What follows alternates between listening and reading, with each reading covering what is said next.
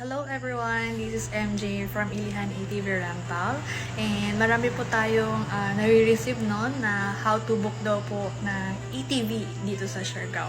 So guys, if you plan to visit Siargao and you want to try our ATV rental and meron po tayong available na trail which is a mountain trail po yun. Mix po siya na highway and also off-road. So if you want to guys na mag-book talaga, I would suggest na mag-message po kayo sa ating mga social media accounts compare po din sa pagte-text or kaya pagko-call. Why?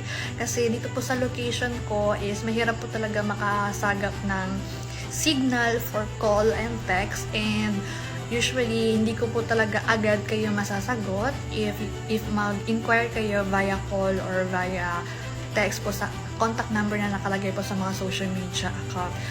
Much better po siguro if you will inquire sa ating social media account. Meron po tayong Facebook, Instagram, TikTok, and also YouTube. Pero I would suggest na mag-Facebook inquiry po kayo kasi mas active po yung ating mga staff na sasagot sa inyong inquiry about sa ATV rental and for booking.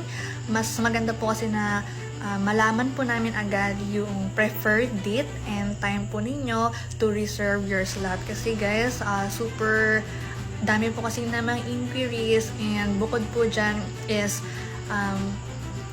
nagbibigay po kami ng payment details. Dapat po nakalagay doon sa payment details na makukuha po ninyo kapag nag-send kami ng payment method is Mary Joy Longos po yung name or Mary Joy L sa GCash and sa bank naman is Mary Jean Longos. Okay? Two payment methods lang po yun sa ating online, GCash and BDO. Okay? Meron po tayong BPI ganyan pero i-ano nyo lang po, i-request nyo lang po sa amin na gusto nyo po ng BPI. And guys, kahit dito sa TikTok, pwede rin po kayong mag-inquire.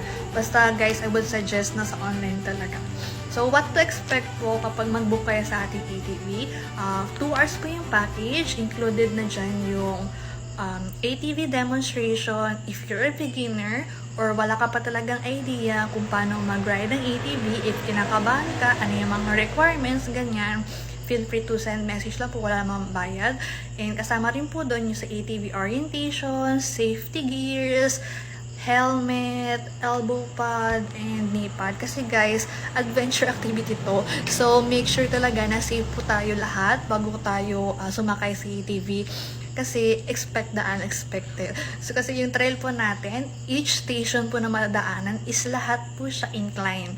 So sa package natin, 2 hours siya for only 1,500 per pax. So as of the moment, hindi po tayo muna allowed mag-back ride kasi ngayon pong panahon is maulan sa Siargao. So madulas kasi siya kasi lahat po pa-incline.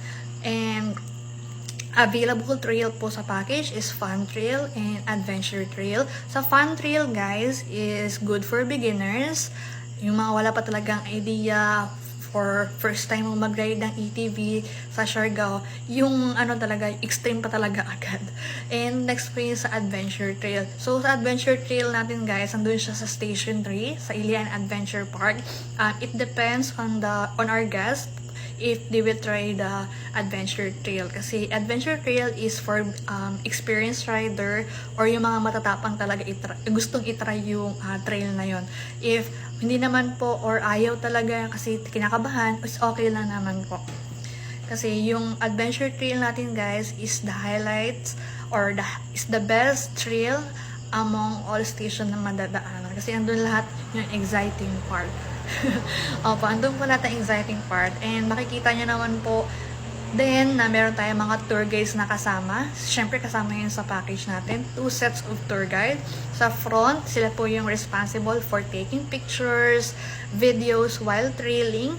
Sa back naman po is sila yung in charge naman para sa mga guests na nasa likurang banda na they will make sure na nakakasunod pa rin yung last guest sa grupo para hindi po mawala ganyan. And aside from that, meron po kasi tayong sa back tour guide is in charge din po sila sa picture para sa back view naman.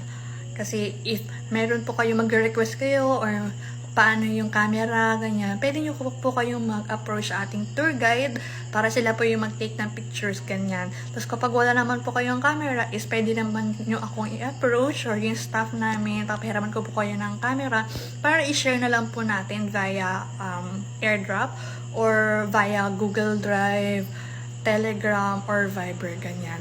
Tapos guys, mas better din na dalawang tour guide kasi yung backup ATV is tour guide po yung may dalan para in case na may mga ATV na na-damage is meron po agad na kapalit na ATV para complete yung ATV experience niya, ATV adventure experience.